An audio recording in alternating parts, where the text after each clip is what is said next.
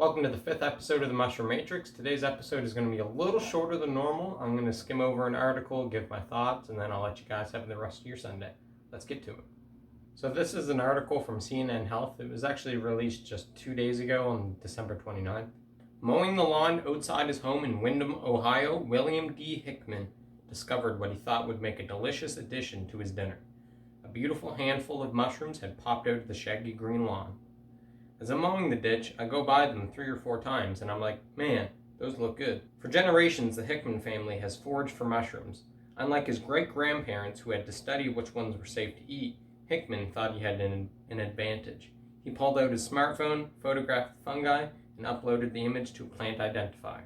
I also have one of those on my phone as well, but I don't really use it that much, honestly. What I try to do is I try to confirm whatever plant or whatever mushroom I'm trying to identify first, and then I use that as almost like a last resort or a confirmation. So at first I'll find the mushroom or whatever plant, I'll look through my identifier book, I'll try to ID it, and then if I have a pretty solid idea of what it is, then I will then use that app to actually give me more of a positive identification. But you should never use those apps on their own to actually identify any mushroom, even plants, any plants. I mean, obviously you can get, like I said, a rough idea, but don't use it as a hard confirmation. His app said they were giant puffballs, an edible variety, so Hickman brought the little beige mushrooms inside to his wife, Tammy. She felt leery about eating something from the yard, so she sauteed them in butter and garlic and placed them carefully on his tortellini only. Hickman thought they were delicious until about 8 hours later when he felt like he was going to die. He nearly did. People have been foraging for mushrooms since the Stone Age, but mycologists across the country say they've seen an increased interest in the hobby and a significant increase in poisonings too. Fungi are kind of a hot thing right now, said Dr. Matthew Nielsen, a research scientist of the Negaunee, I apologize, I'm going to butcher this name, Negaunee Integrative Research Center at the Field Museum in Chicago, who is also president of the Illinois Mycological Association, a group that describes itself as fungal enthusiasts. Mushroom motifs now decorate all kinds of things: tea towels, toddlers, sweaters, table lamps, but when an interest extends beyond mushroom stuffies to the real stuff, people really need to be careful. A lot of the calls we get are kids hand to mouth. So that's when you touch a mushroom, you don't exactly eat it yourself, but then before washing your hands, you start touching your mouth. Like I mentioned in one of the other videos, you want to make sure if you're touching mushrooms, which is safe to do, you wash your hands afterwards. But we do have adults that maybe think they know what they're doing foraging, said Dr.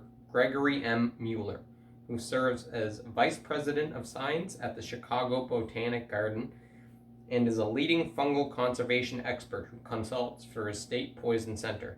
From January to October, America's poison centers received more than 7,250 calls about potential mushroom poisonings, an 11% increase from all of 2022, when there were about 6,500 calls for the entire year. This year alone, Ohio's poison control centers have had more than 260 mushroom-related calls as of October, with 45% of them going to the ER and 33% hospitalized. In the past 2 years, calls to Ohio poison centers about potential poisonings from mushroom increased 25% from pre-pandemic levels, said Jonathan Colvin, managing director of Drug and Poison Information Center in Ohio. Colvin said it's not always clear whether the mushroom calls are connected to foraging, but those who have needed the most serious treatment for liver or kidney injury reported that they had eaten foraged mushrooms that were misidentified as edible varieties. Last year, the Hickmans made one of those calls. The Hickmans went for their usual long walk after the mushroom dinner. 8 hours later, Bill started throwing up and couldn't stop. He had a feeling this wasn't a typical case of food poisoning. You know how if you're sick and then you feel better afterwards and you can get some sleep? Well, it just continued, he said. There was no relief. His pain was excruciating. He felt extremely weak. It was awful, he said. When he didn't get any better, Tammy raced back to grab the mushrooms that remained in the yard. She took a photo and sent it to the Poison Control Center. The workers told her that they thought her husband had eaten a toxic mushroom and that she needed to get him to the hospital right away. It appeared that he had eaten a mushroom called a destroying angel. One mushroom has enough toxin to kill a person. Bill ate 4. God damn. While hiking through the crunchy leaves in Sandwich, New Hampshire this month, his hazel eyes constantly scan the crevices of beech and birch trees. For nearly 50 years, he has searched the forest's dark corners for its fungal gems. Some can sell for hundreds of dollars on the international market. One crisp day this fall, Van de Poel found at least 35 varieties within just 100 feet of a tree-lined road. Spread out on a tall table, some look like inside-out umbrellas with dark centers turned towards the sun. Others are tiny with a bright orange underside. Some are mustard yellow with dark gills. Some are edible and some are poisonous. To sell foraged mushrooms in New Hampshire, people have to be certified, but Van de Poel said he has made worrisome discoveries. I've pulled toxic mushrooms off the shelves, Van de Poel said. We're trying to correct that. He offers classes to help people identify which ones are edible, but unless it's a general topic, he teaches only in person. It's too tricky to identify mushrooms online, and although apps are helpful, they should not be used to determine if something is edible, like I said earlier. Color and structure can help, but people need to use all their senses, including smell, to determine which mushrooms are safe to eat. So that's basically the gist of the article. They go into a little bit more detail on exactly what they were doing on those days. And I guess the big lesson here is, like I said in my previous episodes, make sure you know exactly what you're eating before you eat it.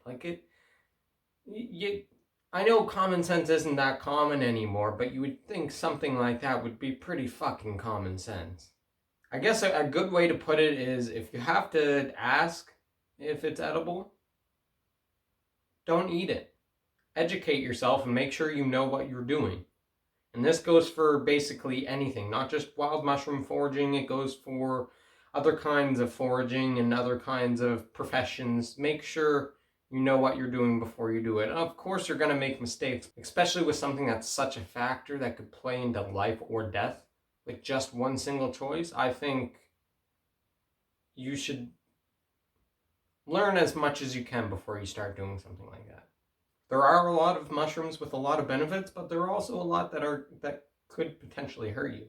There are also a lot that aren't necessarily edible. You might be able to eat them without too much consequences, but a lot of the time, at the very least, you're gonna get a large amount of GI upset if you eat a toxic or poisonous mushroom.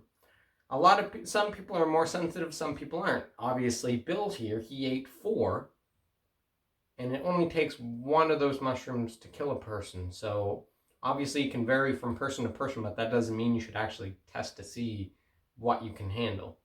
I think the lesson there is pretty self-explanatory. Don't eat wild mushrooms. And unless someone is like they have an extremely good history with foraging mushrooms, don't take mushrooms from anybody unless you know exactly what they are as well. Obviously, you still want to be a little cautious even with more experienced people, but usually the more experienced they are, the less chance you have of getting poisoned, but there's always that chance. I will give one more warning before I end the video. I've heard there's a lot of AI-generated mushroom identification books going on online, especially Amazon. So I just want to stress, guys, be careful what you're buying online. If it doesn't make sense, it probably isn't. Because guess what? Those AI books, the AI doesn't know how to tell what a mushroom is. It can't tell if it's edible or not. Fuck. The information in those books, a lot of the times, they're just completely false.